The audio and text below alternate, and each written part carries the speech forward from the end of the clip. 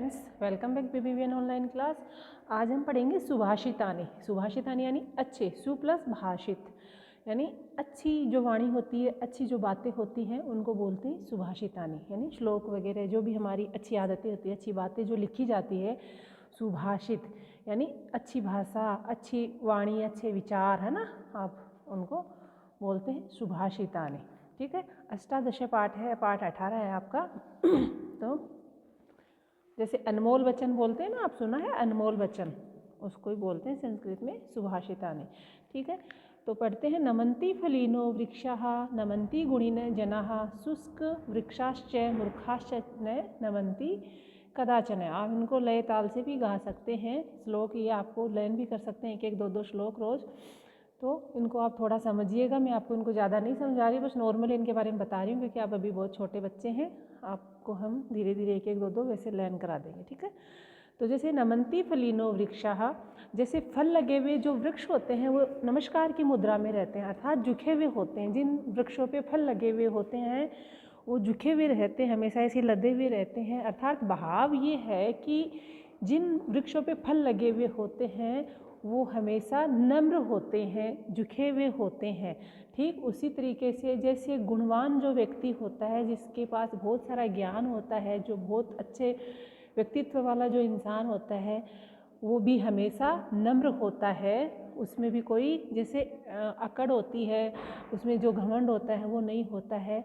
जैसे उसी प्रकार वो नम्र होता है। नम्र होना, नमस्कार समझ लीजिए आप, या जैसे फल लगे हुए जो पेड़ होता है वो झुका हुआ रहता है, क्योंकि फल अगर उस पर लगा हुआ है तो वो वृक्ष बहुत गुणकारी है, उसमें गुण है, बहुत फलों से लदा हुआ है, तो वो बहुत महत्वपूर्ण पेड़ है, ऐसे समझ लीजिए आप, है ना। फिर भी वह झुका हुआ रहता है ना। उसी प्रकार जो गुणी, जो सज्जन जो व्यक्ति होते हैं, वह भी अपने गुणों के द्वारा हमेशा नम्र होते हैं।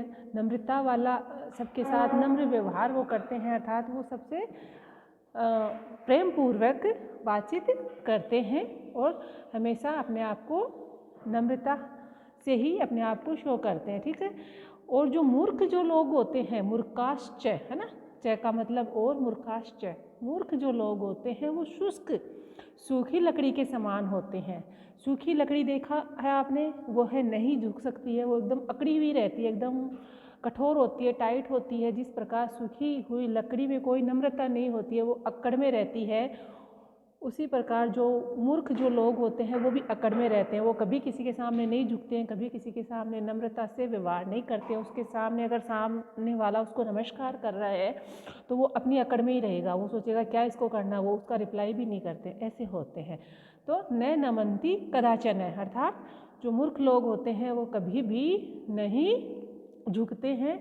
उसी प्रकार जैसे सूखी जो लकड़ी होती है वह नहीं झुकती है। ठीक है, इसका जो भावार्थ आपको लिखा हुआ भी मिल जाएगा, आप एक बार इनको समझ लीजिए। फिर नेक्स्ट है निद्रा दूर्यते चिंताम। बच्चों, नींद ऐसी चीज़ होती है, इसमें इस श्लोक पे निद्रा के ऊपर वाले श्लोक में उसका भावार्थ क्या था कि उसमें नम्रता के बारे में बताया गया था, है ना। अपना व्यवहार जो होता है प्रेम पूर्वक किसी के साथ होना चाहिए, नम्रता वाला होना चाहिए। ठीक है, दूसरा श्लोक है निद्रा पर बताया गया। निद्रा था तो आपकी जो नींद होती है, आप जो नींद लेते हैं वो बहुत अच्छी चीज़ होती है। तो उस पर बताया कि निद्रा दूर्यते चिंताम, यानी जो नींद होती है वो चिंता को दूर कर देती है। जब कोई भी इंसान टेंशन में रहता है, चिंता में रहता है, तो वो सो जाने के बाद एकदम फ्रेश महसूस करता है। हम सुबह सुबह इतना फ्रेश महसूस क्यों करते हैं? क्योंकि पूरी रात सोकर उठने से सारी चिंताएं भाग जाती है और दूसरा दिन हमें काम करने के लिए मिलता है। पहले दिन के थके हुए होकर रात को पूरी अच्छी नींद लेने से दूसरा दिन और ज़्यादा उत्साह, एनर्जी वाला हमारे पास में होता है ना। निद्रा दूर्यते चिंताम, निद्रा दूर्यते व्यथाम। व्यथाम भी, जो भी व्यथ की जो चिंताएं हैं, बहुत सारे जो भी होते हैं, चिंता, व्यथा, जो ये सब एक ही चीज़ के जो पूरक होते हैं। ठीक है ना, तो ये सब हमारे क्लेश वगैरह जो भी मन में है वो सब पीड़ा कष्ट सबको दूर कर देती है। कौन? निद्रा। व्यथाम पीड़ा कष्ट। निद्रा दूर्यते क्लानितम, है ना। क्लांतम यानी वो हमारी जो भी हमारे अंदर जो भी पीड़ाएं होती हैं, जो भी हमारे अंदर थकान होती है ना, एकदम थके हारे होते हैं, वो सब हमारी दूर कर देती है। निद्रा दुखम विनाशिका, वो दुख का विनाश कर देती है। हमारे अंदर एक दुख, कोई दुख होता है तो वो सो जाने पर हम उस दुख को भूल जाते हैं, वो उसका विनाश कर देती है। इसका एकदम सटीक भाषा में लिखा हुआ आपको मिल जाएगा, आप इसको एक बार समझने की कोशिश कीजिए। मैं आपको बहुत साधारण शब्दों में समझा रही हूँ, बहुत ऐसे भारी भरकम शब्दों से आपको नहीं समझाना चाहती, क्योंकि आप छोटे बच्चे हैं अभी, ठीक है। फिर आपका ये है विद्या ददाति विनयम विनयाद याति पात्रताम पात्रित्वात् धनम आपनोति धनाद धर्मम तथा सुखम। यानी ददाती यानी देती है, प्रदान करती है, विनय विनम्रता, अभी बताया था विनम्रता। तो विद्या जो है, जो अपनी शिक्षा जो है, विद्या जो है वो क्या है, क्या देती है, विनम्रता देती है हमें, है ना। एक विनय हमारे अंदर आ जाता है कि हमें कुछ विद्या से हम सीखते हैं कि हमें किसके साथ, अभी जो आपने सीखा कि हमें नम्रता का व्यवहार करना चाहिए, वो करना चाहिए। तो एक विद्या के द्वारा ही आपने ये सीखा ना, मैंने आपको समझाया ना, एक विद्या के द्वारा, एक श्लोक के द्वारा। तो उसी प्रकार जो विद्या है वो हम पढ़ते जाते हैं, उससे हमें स्कूल में सब जगह ज्ञान प्राप्त होता है। तो उससे हमारे अंदर क्या है, विनम्रता विनयता आती है। विनयाद यानी विनय से, विनम्रता से क्या आती है, याति पात्रता, और उस विनय से, उस विनम्रता से हमारे अंदर पात्रता आती है, वो सक्षमता आती है, हम उस लायक बनते हैं, हम उस पात्र यानी बर्तन होता है वैसे तो, ठीक है। तो कोई बर्तन होता है तो वो पात्र होता है, पात्र में ही तो कोई चीज़ हम भरेंगे, पानी भरेंगे, घड़े में जल भरेंगे, जो घड़ा होता है मटका, वो भी एक पात्र ही होता है। अपना दिमाग जो है ये भी मटका रूपी समझ लीजिए ना, पात्री है। तो इसमें ये पात्री है, ये समझ लीजिए, इसमें भी ज्ञान हमारे अंदर भर रहा है। तो वैसे ही हमारे अंदर पात्रता आती है, समर्थता आती है, किससे आती है, विनयाद यानी विनय से, नम्रता से, ठीक है। और विनयता किससे आती है, विद्या से, ठीक है। फिर पात्रत्वाद, पात्रता से, सक्षमता से क्या आती है, हमारे अंदर पात्रता है, हम कुछ भी कार्य करने में अगर सक्षम है, हमारे अंदर वो बात है, तो उससे हम धन कमा सकते हैं। तो क्या होता है, धनम आपनोति, धन की प्राप्ति होती है। और धनाद, धनाद धर्मम तथा सुखम, धनाद यानी धन से क्या होता है, धन ही धर्म है। इस टाइम पे धन सबसे बड़ा धर्म हो रखा है। अगर जिसके पास धन नहीं है तो वो तो कुछ है ही नहीं, कोई लायक ही नहीं है, कोई समझता ही नहीं है उसको, तो ऐसा चल रहा है ना। जबकि ऐसी बात नहीं है, नहीं होनी चाहिए।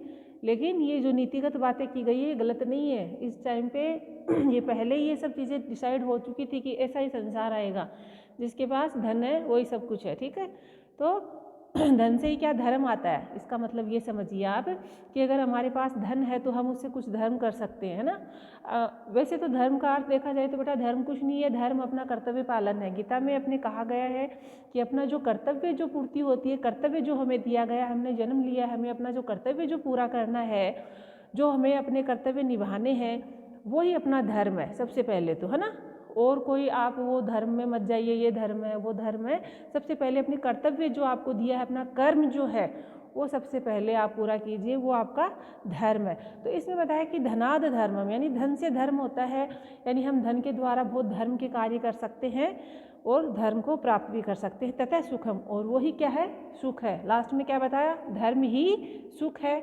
हम धर्म से सुख से रहेंगे, चैन से रहेंगे, हमारी अंतरात्मा में शांति रहेगी, तो वही क्या है, सुख है, ठीक है। 3 श्लोक मैंने आज कराए आपको, मैं ज़्यादा नहीं कराऊंगी, आप इनको लय ताल से पढ़ने की कोशिश करना।